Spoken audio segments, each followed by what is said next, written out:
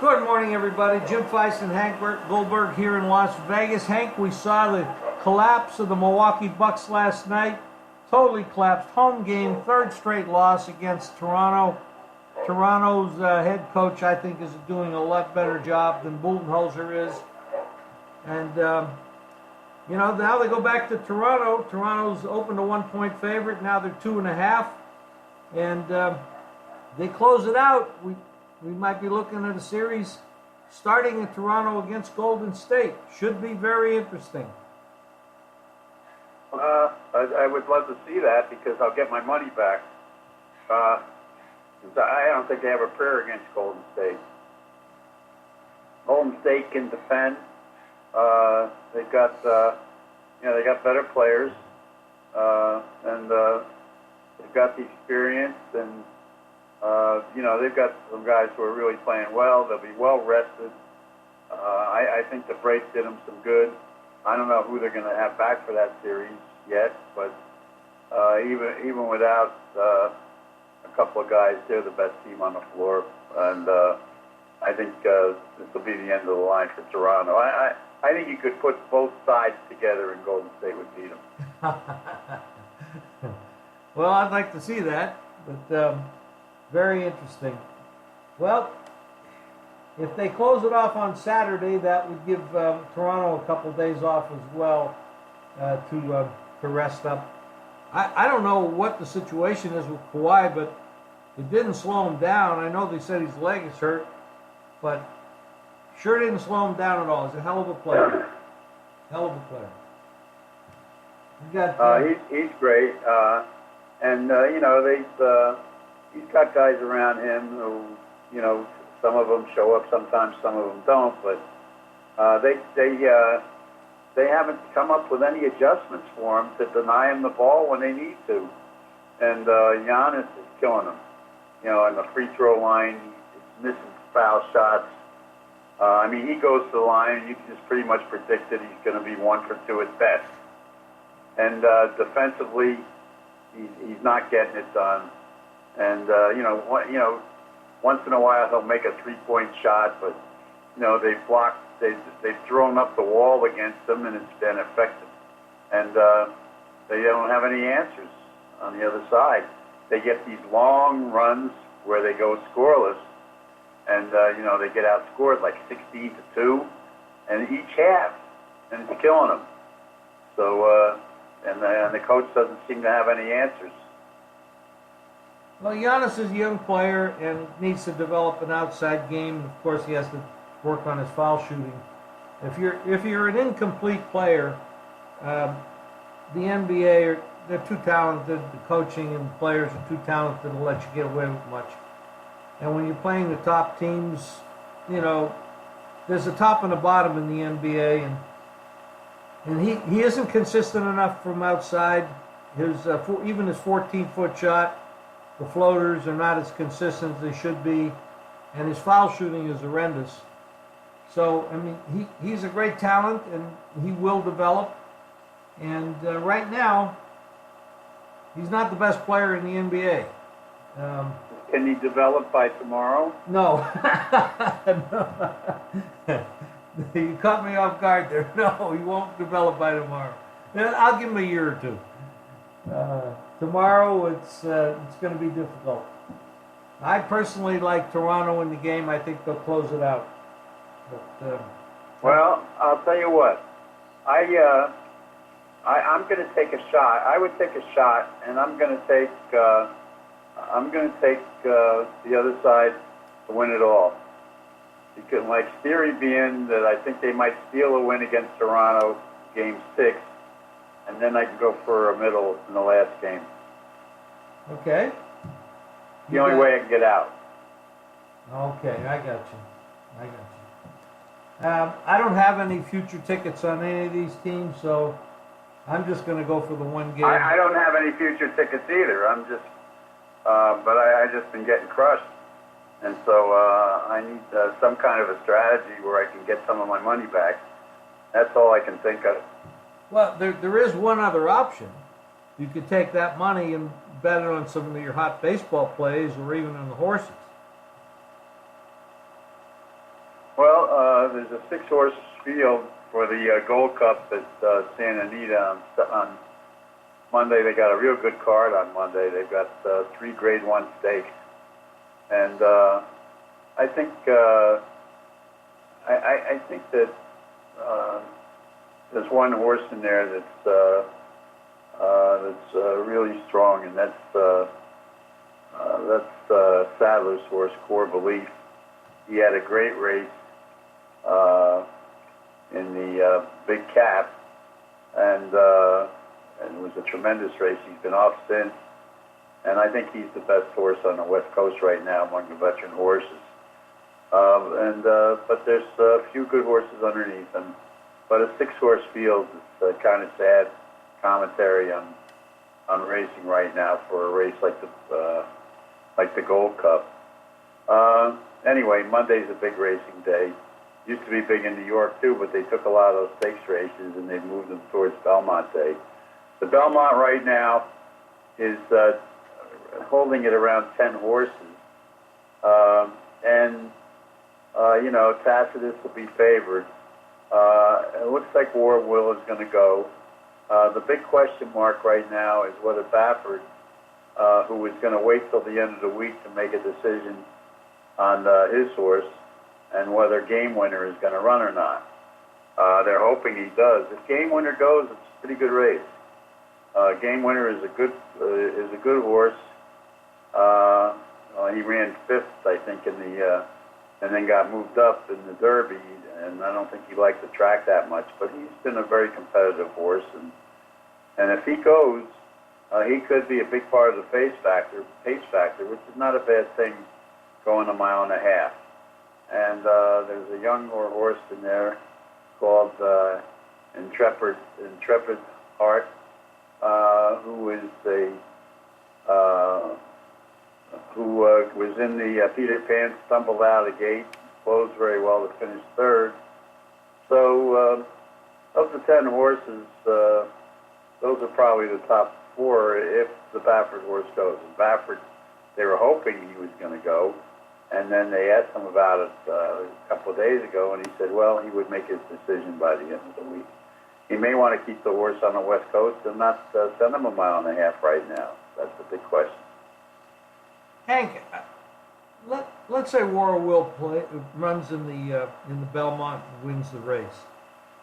You have said if War of Will runs in the Belmont and wins, you have been saying for a while from the Kentucky Derby, that horse, and I agree with you, he could have won that race, and we may have denied that horse a Triple Crown win because of that infraction. Yeah, I mean, well, he would have a chance for it. I don't think he's one of the great horses, but the trainer did a great job, and they won the Preakness with strategy, and the Preakness was a horrible field. I'm not willing to anoint that horse off what he beat in the Preakness. Well, we'll see how he does in the Belmont. But do you give War of Will a chance, much of a chance in the Belmont? But I don't like him against Tacitus, going a mile and a half. Coming back after 2 weeks, or 3 weeks rather, it's not an easy task. And I don't think he's a great horse. He's a good horse. Right. Anything? We got some big pitching matchups here in baseball today.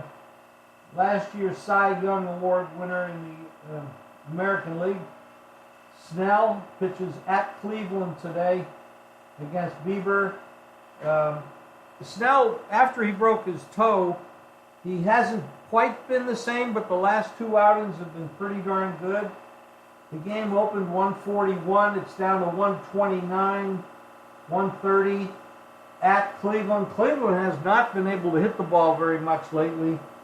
They've been a pretty good underbet for the most part. And Snell looks pretty sharp there. And you got another strong pitcher in the American League in Sale. he's he's facing Houston, who has been very hot. 33-18 record for Houston. And Sale is a 135 to 140 favorite on the road against Miley and Houston Astros. Two great pitching matchups there. Well, Sale's last two starts have been pretty good. Very good. And maybe he's coming around. So this will be a good test for him. Verlander has been the best pitcher in the league lately. He's been tremendous for Houston. And, there's a guy where if you lay the runs, you've been winning money. Excuse me. Houston has been, a fairly hot team. The Yankees have been on fire. Late yesterday, they gave up a big lead going into the eighth inning, gave up the bullpen failed them, and they still came through and won the game in the ninth. They just refused to lose. Tampa Bay is chasing right now, and they started off the season red hot. So the American League Eastern Division is turned into a two-team race right now, although the Red Sox have come on fairly strong. Out west, Dodgers are on a fairly good run. Not much else to be said for the West, although I think Bumgarner might have had a good game yesterday for San Francisco. And, the Central Division is kind of mediocre right now. Phillies, the Mets are on a hot streak. They won a few games in a row.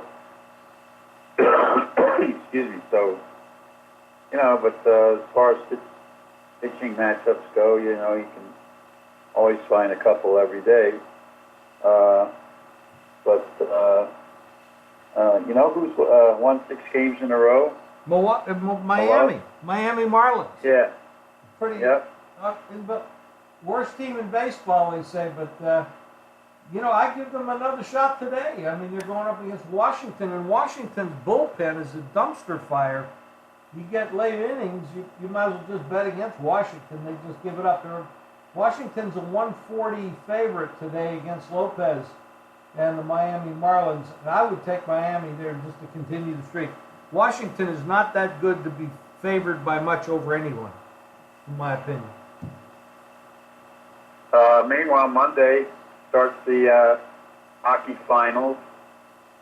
Boston says they've come up with a formula for staying active during a long layoff. They'll be playing St. Louis, and they're an 8-5 favorite in that series. I think Boston right now is pretty strong. They've been playing great in the postseason, and they are very strong. Yes. Yeah, and so that starts Monday, and if there's a Game 7 in the NBA, Monday will be a huge day for sports. I might mention this. This is the opening of the regular season of the WNBA, and a lot of people don't bet it. A lot of handicappers don't handicap it. But from a value standpoint, the WNBA offers a tremendous amount of value because the sharps really follow it, because the bookmakers, the odds makers, are not that sharp at making the lines, and there's a lot of vulnerability there. They take limited action, which shows you that they're a little afraid of it, because they don't have enough stats. So you got 2 games starting today. Dallas at Atlanta. Atlanta's a 9-point favorite, 9.5-point favorite in some spots. Indiana at New York, and the New York Liberty are a 2.5-point favorite in that game. And there are 2 games that go today in the WNBA. I do have one play in that today, and it'll be on my card. But there's a lot of action. I love it. We got NBA, WNBA, we got baseball, we've got horse racing, and of course, we also have golf. And for those of you that the Charles Schwab Challenge matchups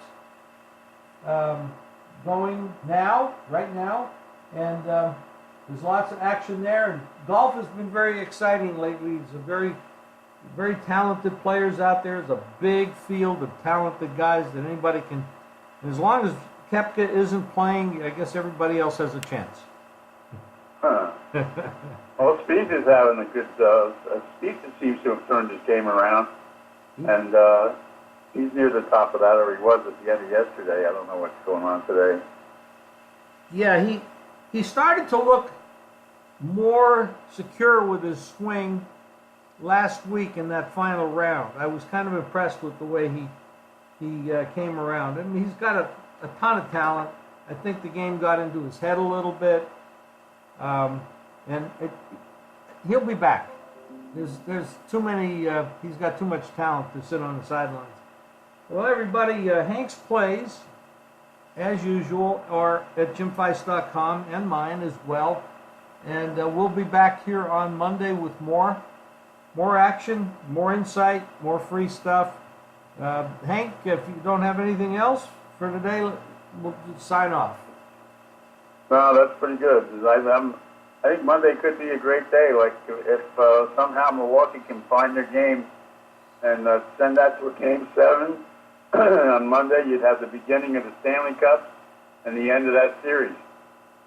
Yes, it could be. I'm gonna be betting against Milwaukee tomorrow, but I know that you're on the other side, so one of us will win.